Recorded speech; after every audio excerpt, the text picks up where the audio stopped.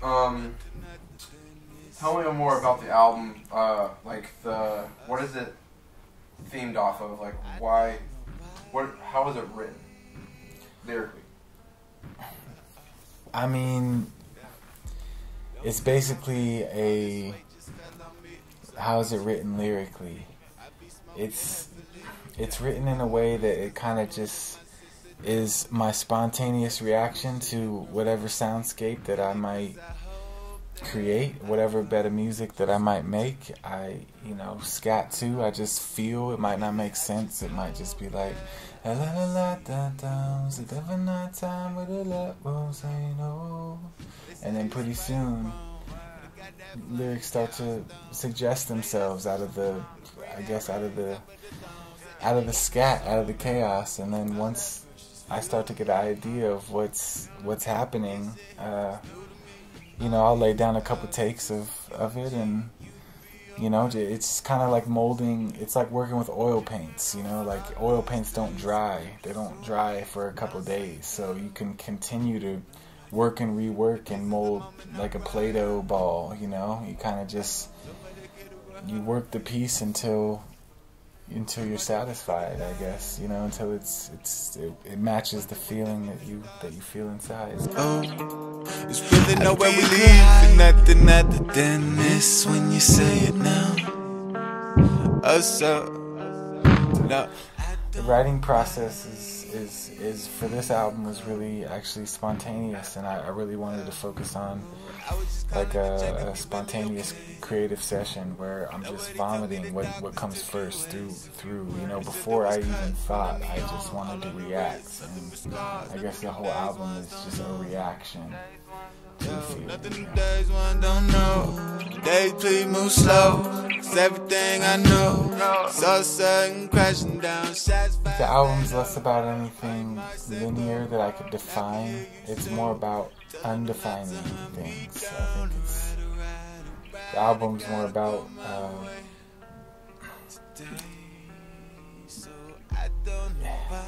that's a really hard question to answer what the album is about. Actually, it's capturing a moment of a moment of unconsciousness. It's what it is an experiment to attempt to capture the things that I'm not necessarily aware of consciously, the things that might be rooted in childhood experiences or rooted in the core of my being, the shadows, maybe the traumas, maybe it's an attempt to explore all the sides of self unknown to me. Really, it's really what it is. And in terms of like, if I can sit here and break it down, like if the album's about, it's a story line. It's not really a linear story. It's more of a exploration of the depths, man. And what comes out, I'm always surprised by myself. I kind of learn what the album's about. I kind of learn and see different sides of myself as I actually listen to the album back or listen to a song back. I learn a lot about where it is that I'm at. Because it is so much of a spontaneous creative session that I could say the apple comes from nowhere, but everyone suddenly seems to stop, and the rainbow is now irrelevant to the umbrella and the man holding it. I could say that. I didn't know I was going to say that before I said that to you. So what is that about?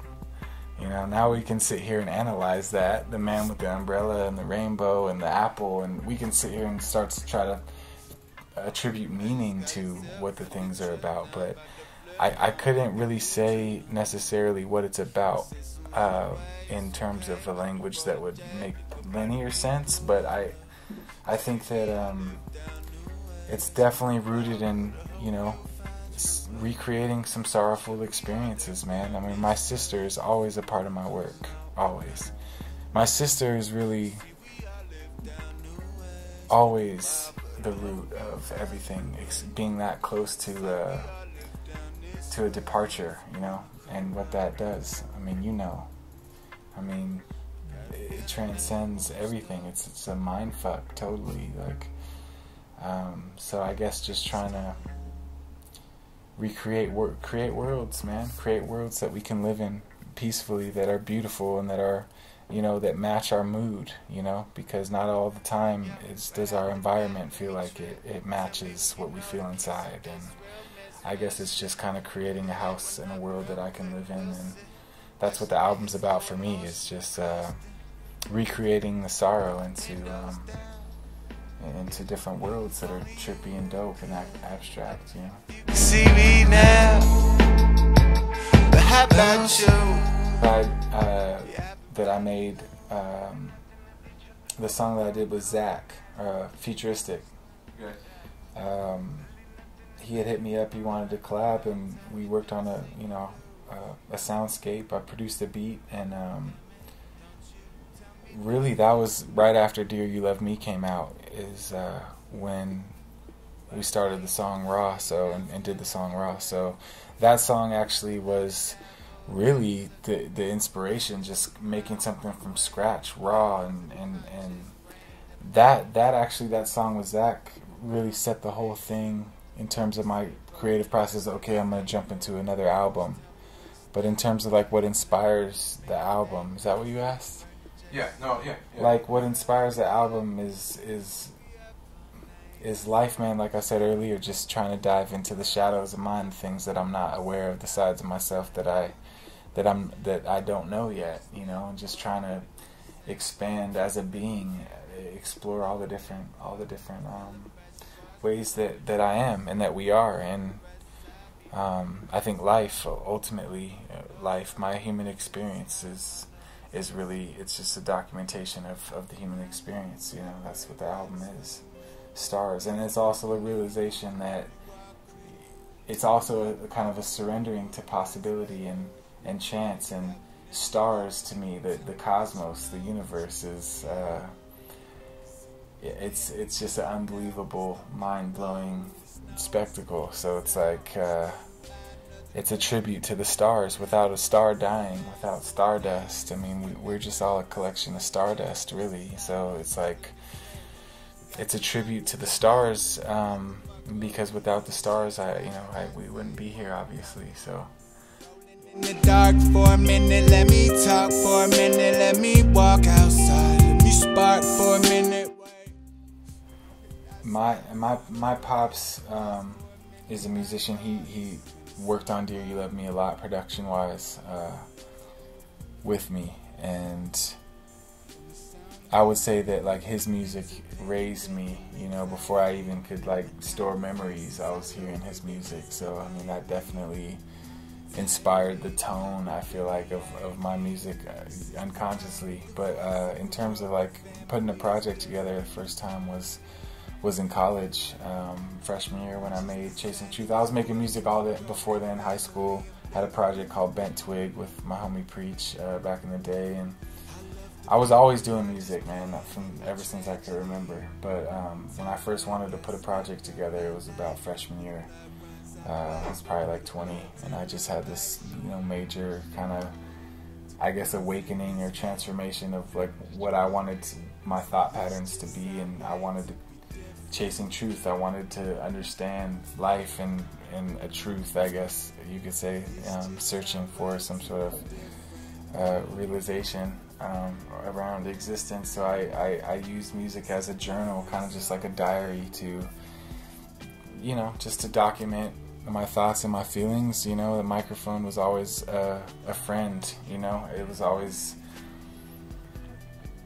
always nice to be able to zone out and be in my thoughts and express and, you know, hear it back and kind of, like I said, just live in that world, just get lost in that world of exploration. So I would say, like, you know, when I first started producing was like Dear You, you know, Light Loves Dark, but Dear You Love Me was, you know, the first time I really was making my own beats from scratch and just trying to create soundscapes and worlds, you know, like Tim Burton, like Wes Anderson, like all these people that Dr. Seuss, that create distinct worlds. It's really inspiring to me. It's like the highest form of creativity to me, is to create worlds that people can step into and be totally gone from their reality and then step out. So, yeah, you know, I would say a couple years ago I started producing hard, and I guess it's just an evolution. It's a constant evolution of the sound, man. It's just continuing to build the soundscapes. So I got into music because it was my friend. It was my friend. I'm a loner kid, you know. I was in my thoughts a lot, and you know, music's always been a way that I can, you know, create a world that I want to live in and be in and hear, and, you know, the soundtrack to my life, I guess you could say. So yeah, music's always been a friend, dude. Always. Long after I am no longer around. Influences, like musical influence, like other artists. Like, yeah, other artists. Dude, first and foremost, Regina Spektor. I love with all my heart. I don't know if you know who Regina Spektor is. Regina Spektor is a singer-songwriter, pianist. She's incredible artist, man. Damian Marley, I would say. Anthony Kiedis. Kid Cudi. Bone Thugs and Harmony.